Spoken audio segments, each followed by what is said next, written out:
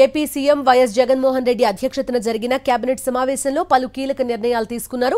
DSC అభ్యర్థులకు cabinet good news చెప్పింది. 6100 పోస్టులతో mega DSC నిర్ణయానికి ఆమోదం తెలిపింది కేబినెట్. అటవీ శాఖలో 689 పోస్టుల భర్తీకి గ్రీన్ సిగ్నల్ ఇచ్చింది. ఫిబ్రవరి 16 నుంచి వైఎస్ఆర్ చేయూత నిధుల విడుదలతో పాటు ఎస్సీ, ఎస్టీ, బీసీ, మైనారిటీ మహిళలకు 5000 కోట్ల నిధుల విడుదలకు ఆమోదం తెలిపింది. ప్రతి గ్రామ పంచాయతీకి పంచాయతీ సెక్రటరీ ఉండాలన్న నిర్ణయాన్ని ఆమోదించింది. ఇక ఎస్సీఈఆర్టీలోకి ఐబీ భాగస్వామ్యానికి కూడా కేబినెట్ ఆమోదం తెలిపింది. యూనివర్సిటీలు, ఉన్నత విద్యా సంస్థల్లో పనిచేస్తున్న నాన్ టీచింగ్ సిబ్బంది పదవీ విరమణ వయస్సు 60 నుంచి 62కు పెంచుతూ నిర్ణయం తీసుకుంది. ఎస్ఐపిబి ఆమోదించిన ఎనర్జీ ప్రాజెక్టులకు కేబినెట్ ఆమోదం తెలిపింది. నంద్యాల, కర్నూలు జిల్లాల్లో 2 విండ్ పవర్ ప్రాజెక్టులను ఆమోదించింది. శ్రీ సత్యసాయి, అనంతపురం జిల్లాల్లో 600 మెగావాట్ల విండ్ పవర్ ప్రాజెక్టుల ఏర్పాటుకు కేబినెట్ ఆమోదం చెప్పింది. ఆర్జేయూకేటీకి రిజిస్ట్రార్ పోస్టు ఏర్పాటుకు కేబినెట్ ఆమోదం తెలుపుతూ ఆ మేరకు చట్టంలో సవరణకు ఆమోదించింది. మరింత సమాచారం అందిస్తారు మా కరెస్పాండెంట్ సతీష్. ఈ కేబినెట్ ఆమోదాలకి సంబంధించి పూర్తి డీటెయిల్స్ అడుగుదాం. సతీష్, చెప్పండి. చూస్తున్న మెగా డిఎస్సీతో పాటుగా పలు కీలక నిర్ణయాలకి సంబంధించి కేబినెట్ ఆమోదం తెలిపింది. ఎలాంటి డెసిషన్స్ తీసుకుంది వాళ్ళ సమావేశంలో? బిందు ముఖ్యమంత్రి వైఎస్ జగన్మోహన్ రెడ్డి అధ్యక్షతన జరిగిన కేబినెట్ సమావేశంలో ఆంధ్రప్రదేశ్ రాష్ట్రంలో నిరుద్యోగ యువతకు గుడ్ న్యూస్ చెప్పింది. 6100 పోస్టులతో డిఎస్సీ నోటిఫికేషన్ భర్తీకి కేబినెట్ ఆమోదం తెలిపింది. స్కూల్ ఎడ్యుకేషన్ తో పాటు వివిధ మేనేజ్మెంట్ లో పరిధిలో ఉన్నటువంటి స్కూల్స్ లో టీచర్ పోస్టుల భర్తీకి గ్రీన్ సిగ్నల్ ఇచ్చింది. అదేవిధంగా ఈ డిఎస్సీ నోటిఫికేషన్ లో అభ్యర్థులు ఎవరైతే ఉంటారో ఎస్సీ, ఎస్టీ, బీసీ వర్గాలకు సంబంధించినటువంటి అభ్యర్థులకు 5 ఏళ్ల వయో పరిమితి సడలింపు ఇస్తూ కూడా కేబినెట్ ఆమోదం తెలిపింది. ప్రధానంగా రాష్ట్ర ప్రభుత్వం ఇప్పటికే విద్యారంగంలో 2019 నుండి ఇప్పటి వరకు 14,219 టీచర్ పోస్టులను భర్తీ చేసింది. ప్రభుత్వ పాఠశాలలో ఉన్నటువంటి టీచర్ సబ్జెక్ట్ టీచర్ పోస్టులను 7,760 పోస్టులు కూడా భర్తీ చేసింది.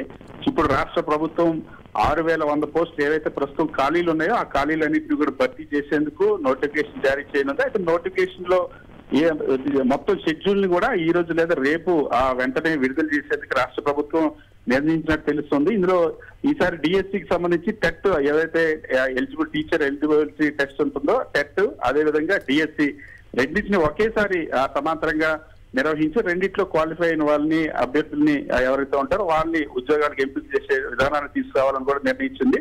ఎస్సీ, ఎస్టీ, బీసీలకు 5 ఏళ్ల ఏజ్ లిమిట్ ని సరళిస్తూ కూడా రాష్ట్ర ప్రభుత్వం ఈ కేబినెట్ లో నిర్ణయం తీసుకుంది. దీంతో పాటు మరొక నిరుద్యోగులకు సంబంధించి మరొక గుడ్ న్యూస్, అటవీ శాఖలో ఉన్నటువంటి 689 పోస్టులు ఏవైతే ఉన్నాయో ఫారెస్ట్ రేంజర్ పోస్టులు ఉన్నాయో ఫారెస్ట్ రేంజర్ ఆఫీసర్ పోస్టులు వాటిని కూడా భర్తీ చేసేందుకు కేబినెట్ గ్రీన్ సిగ్నల్ ఇచ్చింది.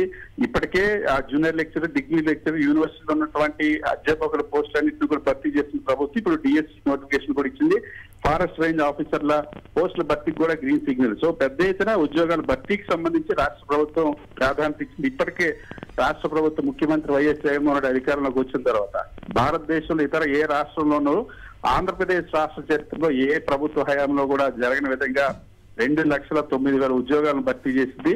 దానికి అదనంగా మళ్ళీ ఇప్పుడు డిఎస్సీ నోటిఫికేషన్ ఇవ్వాలని రాష్ట్ర ప్రభుత్వం నిర్ణయించింది. అదేవైపు చేయూత పథకానికి సంబంధించి వైఎస్ఆర్ చేయూత ఫిబ్రవరి 16న అమలు చేయాలని నిర్ణయించింది. మేనిఫెస్టోలో ఇచ్చినటువంటి హామీ మేరకు 4వ విడత వైఎస్ఆర్ చేయూత విడుదలకు గ్రీన్ సిగ్నల్ ఇచ్చింది. 4 ఏళ్లలో ప్రతి మహిళకు కూడా 75,000 ఆర్థిక సహాయం అందించాలని నిర్ణయించింది.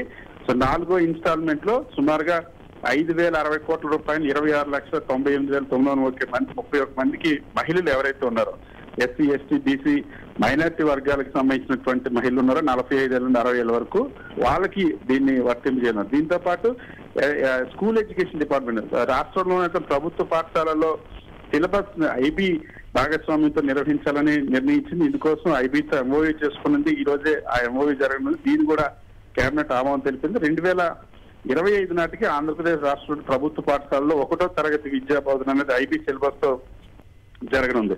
సో ఇలాంటి కీలకమైన నిర్ణయాలతో పాటుగా ఎస్ఐపిబి ఆమోదించినటువంటి పరిశ్రమలు ఏవైతే ఉన్నాయో వాటన్నింటినీ కూడా ఈ రోజు ఎస్ఐపిబి ప్రతిపాదనలన్నింటినీ కూడా కేబినెట్ ఆమోదం తెలిపింది. 3,350 మెగావాట్ల సోలార్ ప్రాజెక్టులు ఏర్పాటు చేయడానికి జేఎస్డబ్ల్యూ నియో ఎనర్జీ లిమిటెడ్ కు అనుమతి ఇచ్చింది. మొత్తం 22,000 కోట్ల ఇన్వెస్ట్మెంట్స్ 5,300 మంది ఉద్యోగాలు కల్పించేటువంటి పరిశ్రమల ఏర్పాటుకు కేబినెట్ ఆమోదం తెలిపింది. రైట్ సతీష్, ప్రతి పంచాయతీకి పంచాయతీ సెక్రటరీ మస్ట్ గా ఉండాలి అంటూ కూడా ఒక నిర్ణయం తీసుకున్నట్టుగా చెప్తున్నారు కేబినెట్. దీనివల్ల పరిపాలనా పరంగా ఎటువంటి ఉపయోగం ఉండబోతోంది గ్రామ స్థాయిలో? అట్ ద సేమ్ టైం ఏమైనా కొత్త పోస్టులు క్రియేట్ అయ్యే అవకాశం ఉంటుందా?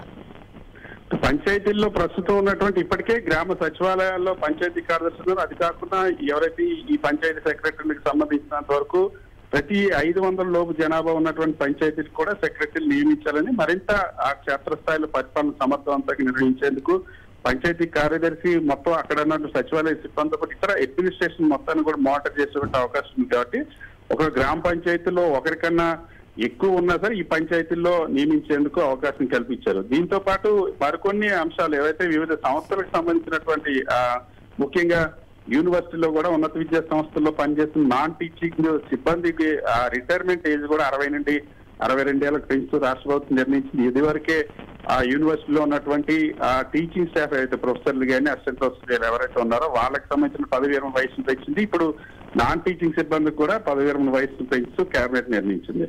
ఎస్సీఆర్టీ అండ్ ఐబీ భాగస్వామ్యం గురించి కూడా చూడబోతున్నాం. దీంతో ఎలాంటి విప్లవాత్మక మార్పులు రాబోతున్నాయి ఎడ్యుకేషన్ లో సతీష్?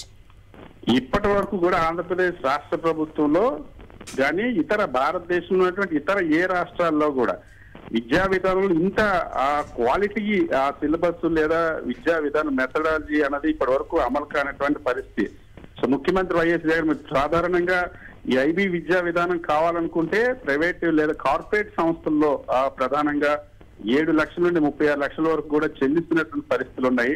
కేవలం సంపన్నుల వర్గానికి సంబంధించినటువంటి పిల్లలకు మాత్రమే ఈ సిలబస్ ఐబీ గానీ డిజిటల్ సదుపాయాలు కానీ ఐఎఫ్పీలు ట్యాబ్లు అందుబాటులో ఉంటాయి. కానీ వాటన్నిటిని ఇప్పటికే రాష్ట్ర ప్రభుత్వం ముఖ్యమంత్రి వైఎస్ జగన్మోహన్ రెడ్డి ఆంధ్రప్రదేశ్ రాష్ట్రంలో ఉన్నటువంటి 44 లక్షల మంది కుటుంబాలకు సంబంధించినటువంటి విద్యార్థులు ఎవరైతే ఉన్నారో పేద వర్గాలకు సంబంధించిన వాళ్ళు, పేద మధ్యతరగతి నిరుపేద కుటుంబాలకు సంబంధించిన పిల్లలకు కూడా అంత క్వాలిటీ ఉన్నటువంటి ఐబీ సిలబస్ ద్వారా విద్యా విధానాన్ని అందించాలని నిర్ణయం తీసుకున్నారు. సో ఈ నేపథ్యంలో ఈ రోజు దీనికి సంబంధించి ఒప్పందం కూడా జరగనుంది. నాణ్యమైన విద్యను అందించడం కోసం దీన్ని ఐబీని భాగస్వామ్యం చేస్తుంది. రాష్ట్రంలో ప్రభుత్వ స్కూళ్లలో ప్రపంచ స్థాయిలో ఉద్యోగాలు రావాలని అంటే ఖచ్చితంగా అది అమలు చేయాల్సినటువంటి పరిస్థితి ఉందని ముఖ్యమంత్రి వైఎస్ జగన్మోహన్ భావించారు. సో ఇవాళ 1వ తరగతి విద్యార్థి తన పూర్తి చేసుకునే సమయానికి సమర్థవంతంగా తయారు చేసిన వీలుగా ఈ విధానాన్ని అమలు చేయాలని నిర్ణయించారు. Okay Satish, thank you.